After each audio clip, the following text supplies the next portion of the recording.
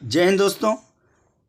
आज हम लोग पढ़ेंगे पर्यावरणीय जागरूकता, जो आपका 10 मार्क का आता है क्वेश्चन। बी और सी एग्जाम के लिए वेरी इंपॉर्टेंट क्वेश्चन। इसी में से ही क्वेश्चन आएगा। प्रदूषण के प्रकार एवं प्रदूषण किसे कहते हैं, जैसे आपको पॉइंट पे यहाँ पर दिख रहा होगा। तो सबसे पहले हम ये जान लें कि प्रदूषण होता क्या है। पर्यावरण में एक पदार्थ के प्रवेश के कारण प्राकृतिक संतुलन में पैदा होने वाले दोष को प्रदूषण कहते हैं, जिससे जब प्रकृति अपना संतुलन खोती है तो जीव जंतुओं दोनों का नुकसान पहुंचाती है। वर्तमान समय में पर्यावरणीय अवनयन का यह एक प्रमुख कारण है।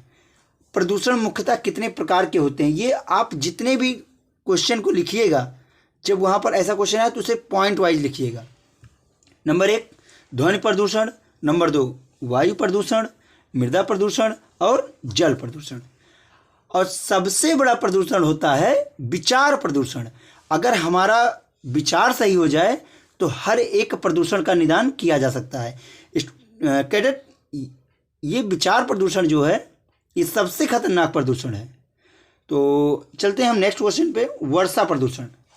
वर्षा के जल का संचयन कैसे करते हैं, लघु शब्दों में व्यक्त करो। तो आएगा क्वेश्चन जल संचयन के उपाय। तो उस पे हम यहाँ पर नोट लिख दिए हुए हैं, आप लोग इसको नोट कर लीजिएगा।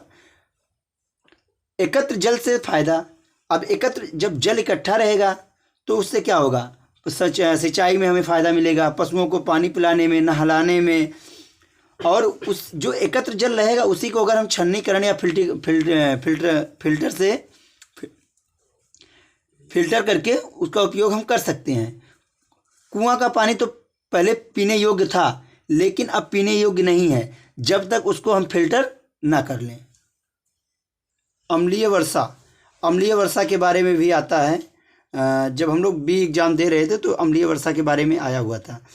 तो यह एक अम्लीय वर्षा होती है जो कि बहुत तेज अपना असर पर्यावरण में प्रसार कर देती है।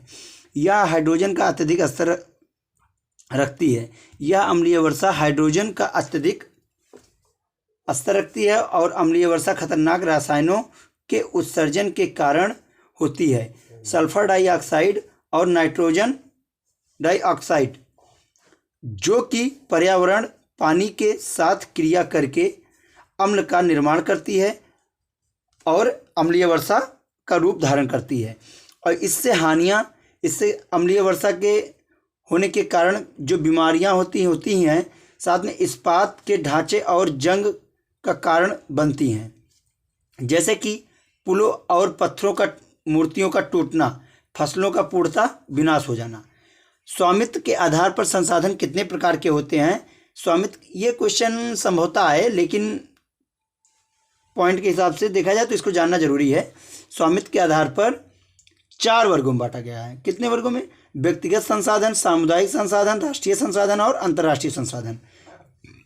ये इंपॉर्टेंट क्वेश्चन है। ग्लोबल वार्मिंग, यह घटना जब पृथ्वी का तापमान बढ़ता है या बढ़ जाता है तो ग्लोबल वार्मिंग उमस होने लगती है।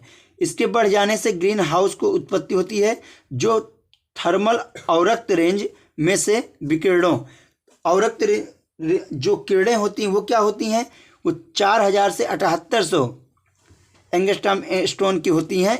इन्हें तरंगदैर्घ्य में इन्हें नग्न आँखों से देखा जा सकता है। PDF के लिए संपर्क करें, नीचे नंबर दिया हुआ है। अगर आपको नोट्स अच्छा लगेगा तो आपको मैसेज कर दिया जाएगा। Thank you. नेक्स्ट क्लास मिलते हैं। जय हिंद दोस्तों।